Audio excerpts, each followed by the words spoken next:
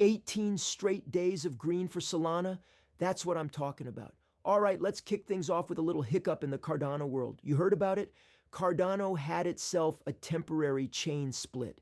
Now, what's a chain split, you ask? Think of it like this. The blockchain, which is usually one continuous ledger, momentarily broke into two different versions. It's like a road splitting for a second before merging right back. This happened because of a malformed transaction, basically a bad transaction that poked an old bug in the system.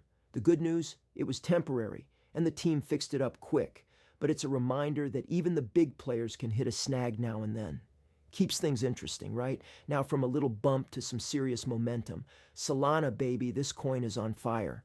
We're talking 18 consecutive days of positive inflows into Solana ETFs. That's a huge run. For those not in the know, an ETF, and that's an exchange-traded fund, is basically a fund that holds assets, in this case, Solana, and you can trade shares of it on a regular stock exchange.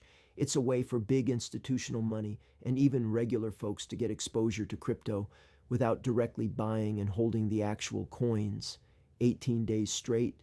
That tells you a lot of people are betting big on Solana's future. This is not financial advice, just saying.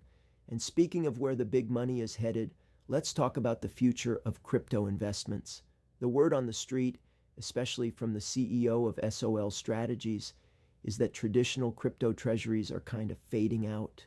What are crypto treasuries? And that's just companies holding a bunch of crypto on their balance sheets, like a digital piggy bank. The new kid on the block, and apparently the one eating their lunch, are staking ETFs. Now, staking is when you lock up your crypto to help secure a blockchain network, and in return, you earn rewards, kind of like earning interest.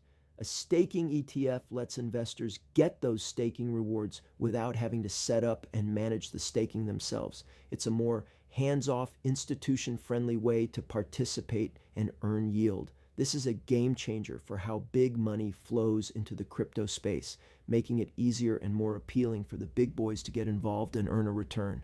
Again, this is not financial advice. Drop your thoughts in the comments. And if you enjoyed the video, give it a thumbs up. Don't forget to subscribe and hit the bell icon. Thanks for watching. See you next time.